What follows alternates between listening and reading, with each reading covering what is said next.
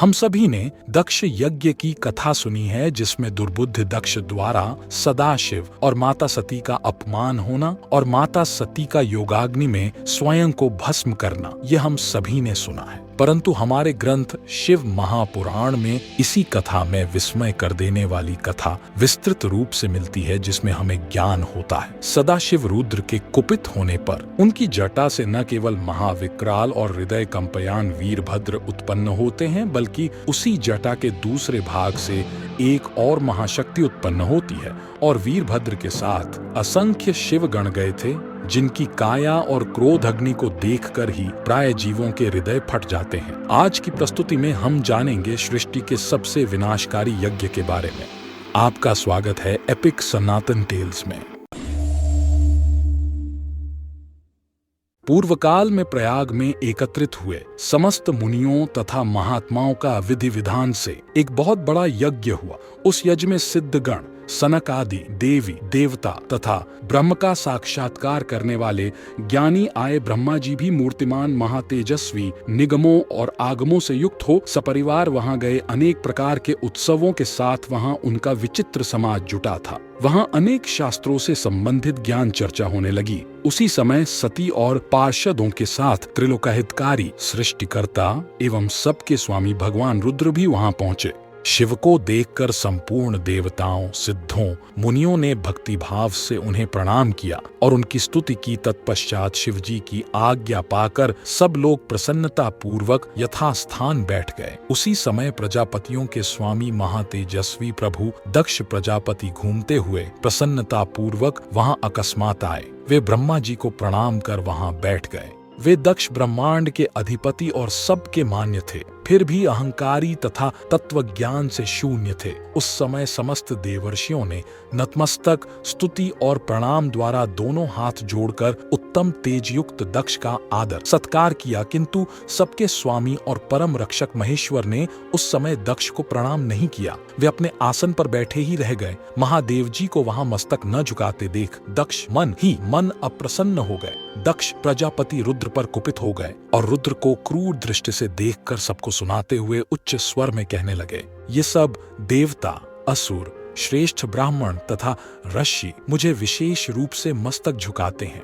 श्मशान में निवास करने वाला निर्लज्ज मुझे इस समय प्रणाम क्यों नहीं करता? मैं इस रुद्र को यज्ञ से बहिष्कृत करता हूँ। ये चारों वर्णों से बाहर श्मशान में निवास करने वाला तथा उत्तम कुल और जन्म से हीन है, इसलिए यह देवताओं के साथ यज्ञ में भाग नहीं पाए।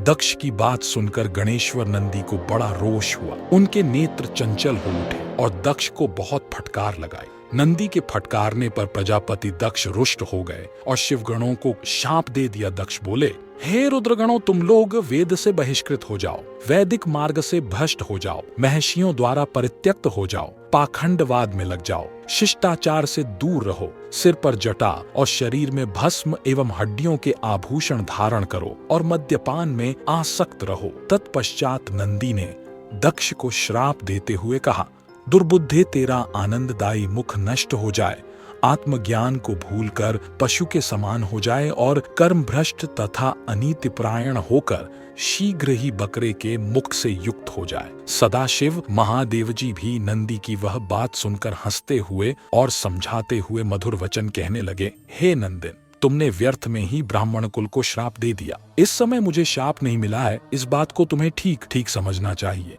हे महामते, तुम तो सनकादि को भी तत्वज्ञान का उपदेश देने वाले हो, अतः शांत हो जाओ। मैं ही यज्ञ हूँ, मैं ही यज्ञ कर्म हूँ, यज्ञों के अंग भी मैं ही हूँ, यज्ञ की आत्मा मैं ही हूँ, यज्ञ परायण यजमान मैं ही हूँ और यज्ञ से बहिष्कृत भी मैं ही हूँ। यज्ञ कौन है, तुम कौन हो और ये कौन है? वास्तव में सब मैं ही हूँ। इस प्रकार भगवान शिव नंदी को बोध प्रदान करके गणों सहित वहां से प्रसन्नता पूर्वक अपने स्थान को चले गए।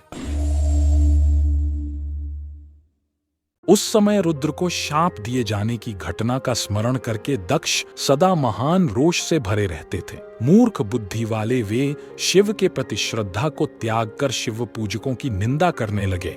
एक समय दक्ष ने एक बड़े महान यज्ञ का प्रारंभ किया और दीक्षा प्राप्त। उसने उस यज्ञ में सभी देवताओं तथा ऋषियों को बुलाया। शिव की माया से विमोहित होकर सभी महर्षि तथा देवता यज्ञ को संपन्न कराने के लिए आए। अगस्त्य, कश्यप, अत्रि, वामदेव, भृगु, ददीची, भगवान व्यास, भारद्वाज, गौतम, पैल, पराशर, गर्ग, भार्गव, ककुभ, सिथ, सुमंतु, त्रिक, गंक और वैशंपायन, ये सब तथा अन्य बहुत से मुनि अपने स्त्री पुत्रों को साथ लेकर ब्रह्मा पुत्र दक्ष के यज्ञ में हर्षपूर्वक गए। दक्ष ने प्रार्थना करके पुत्र, परिवार और मूर्तिमान वेदों सहित ब्रह्मा को सत्य लोक से और पार्षदों और परिवार सहित भगवान विष्णु वैकुंठ लोक से यज्ञ में बुलाए गए थे। दक्ष ने अपने उस महायज्ञ में अश्विनी कुमारों, गंधर्वों, विद्याधरों, सिद्धों, सभी आदित्यों और उनके गणों, यज्ञों एवं नागलोक में विचरण करने वाले समस्त नागों का भी बहुत बड़ी संख्या में वर्ण किया था। दुरात्मा दक्ष ने उस यज्ञ में भगवान शंभु को नहीं बुलाया। उनकी दृष्टि में कपालधारी होने के कारण वे निश्चय ही यज्ञ में भाग लेने योग्य नहीं थे। दोषदर्शी दक्ष ने कपाली की पत्नी होने के कारण अपनी प्रिय पुत्री सती को भी यज्ञ में नहीं बुलाया। जब देवता तथा ऋषिगण बड़े उत्साह के साथ दक्ष के यज्ञ में जा रहे थे, उसी समय दक्ष कन्या देवी सती गंधमादन पर्वत पर सखियों से घिरी हुई अनेक प्रकार की क्रीड़ाएं कर रही थीं। वहां उन्हें चंद्रदेव और रोहिणी से पता लगा अपने पिता के महायज्ञ के बारे में, दक्ष मेरे पिता हैं, परंतु उन्होंने यज्ञ में मुझे नहीं बुलाया। वे कैसे भूल गए और निमंत्रण क्यों नहीं भेजा? मैं इसका कारण आदर पूर्वक शंकर जी से पूछूं। ऐसा विचार कर सती शंकर जी के पास गई। तब महादेव ने सती को उनके पिता दक्ष की दुर्बुद्धि होना और सती और स्वयं को वहां नहीं जाने के लिए समझाया। तभी देवी सती अपने पिता और वहां उपस्थित सभी देवताओं के मनोभाव को जानने के लिए महादेव की आज्ञा ले पिता के घर की ओर चले। भगवान शिवजी की आज्ञा से 60,000 रुद्रगण भी बड़ी प्रसन्नता और महान उत्साह के साथ कौतूहल पूर्वक गए। दक्षकन्या सती उस स्थान पर गई जहां देवता, असुर और मुनीन्द्र आदि कौतूहलपूर्ण कार्य से युक्त महान यज्ञ हो रहा था। सती को आया देख उनकी यशस्विनी माता वीरिणी और बहनों ने उनका यथोचित सत्कार किया, परंतु दक्ष ने उन्हें देखकर भी कुछ आदर नहीं किया तथा उनके भय से शिव की माया से मोहित हुए अन्य लोगों ने भी उनका आदर नहीं किया। सब लोगों के द्वारा तिरस्कार प्राप्त होने पर भी सती देवी ने अत्यंत विस्मित हो माता पिता को प्रणाम किया। उस यज्ञ में सती ने भगवान विष्णु आदि देवताओं के भाग को देखा, परंतु शिवजी का भाग कहीं भी दिखाई नहीं दिया। तब उन्होंने असह्य क्रोध प्रकट किया और क्रोधे भरी हुई जगदम्बा सती ने वहां व्यथित हो सभी देवी देवताओं, ऋषि मुनियों, यक्ष, गंधर्वों सभी को फटकार लगाई। तब दक्ष ने अपनी पुत्री के उस प्रकार के वचन को सुनकर क्रूर दृष्टि से देखकर क्रोधित हो उनका और महादेव का बारंबार अपमान किया, जो अत्यधिक निंदनीय और क्रूर था। तत्पश्चात शिव प्रिया सती ने मौन धारण कर लिया। उन्होंने विधि पूर्वक जल का आचमन करके वस्त्र ओढ़ लिया और पवित्र भाव से आंखें बंद कर रुद्र का चिंतन करके वे योग मार्ग में प्रविष्ट हो गई। प्राण और अपान वायु को समान करके उदान वायु को यत्न पूर्वक नाभि चक्र से ऊपर उठाकर हृदय में स्थापित करने के पश्चात उस हृदय स्थित वायु को कंठ मार्ग से भ्रुकुटियों के बीच में ले गई। इस प्रकार देवी सती ने अपने शरीर को योगाग्नि से वहीं पर भस्म कर दिया। उस समय वहां आए हुए देवता आदि ने जब यह घटना देखी तब वे बड़े जोर से हाहाकार करने लगे। यज्ञ मंडप के द्वार पर खड़े हुए वे भगवान शंकर के समस्त 60,000 महाबली पार्षद शंकर जी के प्रभाव से कुपित हो उठे थे। शंकर के समस्त 60,000 शिवगणों के महान हाहाकार से सभी दिशाएं व्याप्त हो गईं। कितने ही पार्षद तो वहां शोक से ऐसे व्याकुल हो गए कि वे अत्यंत तीखे प्राण नाशक शस्त्र द्वारा अपने ही मस्तक और मुख आदि अंगों पर आघात करने लगे। इस प्रकार 20,000 पार्षद उस समय दक्षकन्या सती के साथ ही नष्ट हो गए। शेष बचे शिवगण क्रोधयुक्त होकर दक्ष को मारने के लिए हथियार उठाकर खड़े हो गए। उन पार्षदों का वेग देखकर भगवान भृगु ने यज्ञ में विघ्न डालने वालों का नाश करने वाले इस यजुर मंत्र से दक्षिणाग्नि में आहुति दी। भृगु के आहुति देते ही यज्ञ कुंड से रभु नामक हजारों महान देवता जो बड़े प्रबल वीर थे वहां प्रकट हो गए, हाथ में जलती हुई लकड़ियों को आयुध के रूप में धारण करने वाले। उन सभी के साथ प्रमथ गणों का अत्यंत विकट युद्ध हुआ जो सुनने वालों के भी रोंगटे खड़े कर देने वाला था। उन ब्रह्मतेज से संपन्न महावीर रभुओं ने उन शिवगणों को तुरंत मार भगाया। माता सती के देह त्याग और शिवगणों के नाश और भगाए जाने के परिणाम को जानकर भगवान विष्णु अत्यंत विस्मित हुए। तभी भयंकर आकाशवाणी होती है जिसमें दक्ष के द्वारा हुए उस नीच कार्य के लिए उसके विनाश और देवताओं को भी वहां से भाग जाने की चेतावनी मिलती है। आकाशवाणी सुनकर समस्त देवता आदि आश्चर्यचकित हो गए। वे मोहित होकर जहां तहां खड़े रह गए और कुछ भी न बोल सके। भृगु जी के मंत्र बल से जो वीर शिवगण बच गए थे वे भागते हुए शिव की शरण में गए और उन्हें प्रणाम करके सारा वृतांत सुनाया। अपने गणों का यह वचन सुनकर प्रभु शिव ने संपूर्ण वृतांत जानने के लिए शीघ्रता पूर्वक नारद का स्मरण किया तथा नारद जी के प्रकट होने पर उनसे दक्षयज्ञ में गई हुई सती का समाचार एवं अन्य दूसरी घटनाओं के संबंध में पूछा। शिव जी के पूछने पर नारद ने जो कुछ भी दक्ष यज्ञ में घटित हुआ था वह सब समाचार कह दिया। नारद के मुख से कही हुई बात को सुनकर महारौद्र पराक्रमी भगवान शंकर शीघ्र ही अत्यंत क्रोधित हो उठे और लोक का संहार करने वाले रुद्र ने उसी समय एक जटा उखाड़कर क्रोध से उसे पर्वत के ऊपर पटक दी। भगवान शंकर द्वारा जटा पटके जाने के फलस्वरूप वह जटा 2 टुकड़ों में विभक्त हो गई और उससे महान भयंकर शब्द उत्पन्न हुआ। उस जटा के पूर्व भाग से महाभयंकर महाबली सभी गणों में अग्रणी वीरभद्र उत्पन्न हुए। वे चारों ओर से पृथ्वी को घेर कर 10 अंगुल पर्यंत पृथ्वी से उपस्थित हो गए। वे प्रलयाग्नि के समान थे और 1000 भुजाओं से युक्त थे। उन महारुद्र महेश्वर के क्रोध युक्त निःश्वास से 100 प्रकार के ज्वर तथा 13 सन्निपात उत्पन्न हुए मूर्तिधारी। वे सभी ज्वर क्रूर तथा संसार को भयभीत करने वाले थे और अपने तेज से ऐसे प्रज्वलित हो रहे थे मानो सबको जला देंगे। उस जटा के दूसरे भाग से महाकाली उत्पन्न हुई जो बड़ी भयंकर थीं और करोड़ों भूतों से घिरी हुई थीं। तदनंतर वाक्य विशारद महावीर वीरभद्र हाथ जोड़कर शिवजी को प्रणाम करके कहने लगे, हे महेश्वर, आपकी कृपा से कोई भी जय नहीं है जो मैं न कर सकूं। पराक्रम में मेरे समान तो कोई हुआ है और न तो होगा। हे शंभो, हे शंकर, आपकी कृपा से मुझ में ऐसी शक्ति है जैसी कि आपकी कृपा के बिना अन्य किसी में भी नहीं हो सकती। मैं बारंबार प्रणाम करता हूँ। हे हर, आज मुझे अपनी इष्ट सिद्धि के लिए आप शीघ्र ही भेजिए। तत्पश्चात सदाशिव ने वीरभद्र से कहा, हे वीरभद्र, शांत मन से मेरी बात सुनो और शीघ्र ही प्रयत्न पूर्वक उस कार्य को करो जिससे मुझे प्रसन्नता हो। इस समय ब्रह्मा का पुत्र दक्ष यज्ञ करने के लिए तत्पर है। वह महाभिमानी, दुष्ट तथा अज्ञानी विशेष रूप से मेरा विरोध कर रहा है। हे गण श्रेष्ठ, तुम यज्ञ को तथा यज्ञ में सम्मिलित सभी को भस्म करके शीघ्र ही मेरे स्थान को पुनः लौट आओ। देवता, गंधर्व, यक्ष अथवा अन्य कोई भी जो वहां हो उन्हें आज ही शीघ्र सहसा भस्म कर डालना। वहां ब्रह्मा, विष्णु, इंद्र, यम कोई भी हो, तुम उन सबको प्रयत्न पूर्वक आज ही गिरा दो। दक्ष के यज्ञ स्थल में स्थित लोगों को उनको पत्नियों तथा सामग्री सहित जलाकर भस्म करके शीघ्रता से पुनः चले आओ। इस प्रकार कहकर शिवजी ने मौन धारण कर लिया।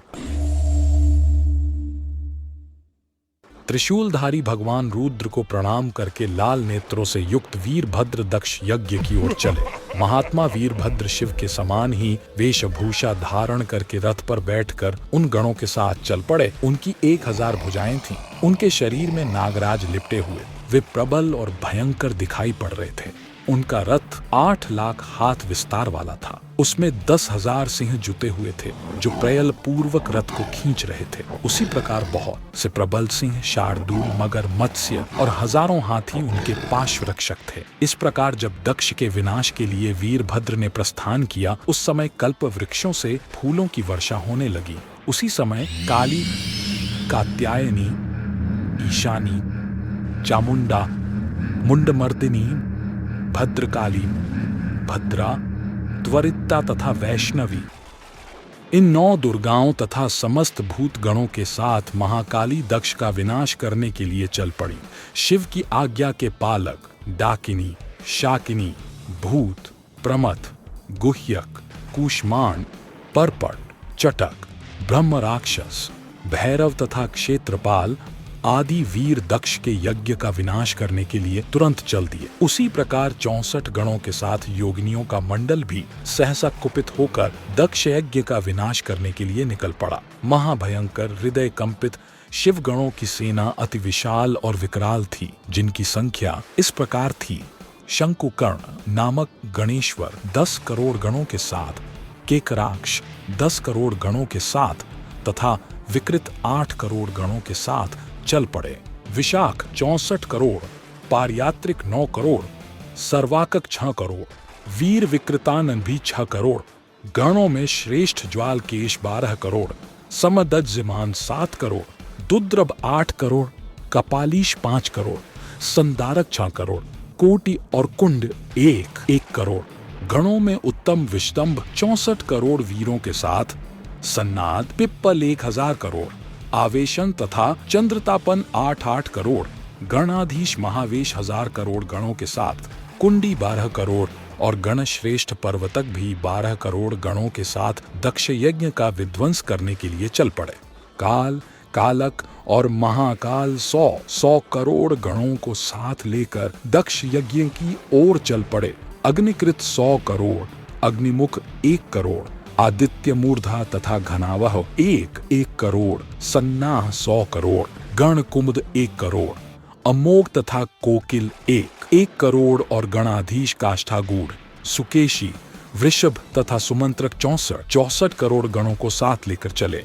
गणों में श्रेष्ठ काकपादोद्र 60 करोड़ तथा गणश्रेष्ठ संतानक 60 करोड़, महाबल तथा पुंगव 9 करोड़, गणाधीश मधुपिंग 9 करोड़ और नील तथा पूर्णभद्र 90 करोड़ गणों को साथ लेकर चल पड़े। गणराज चतुर्वक्त्र 100 करोड़ गणों को साथ लेकर चला।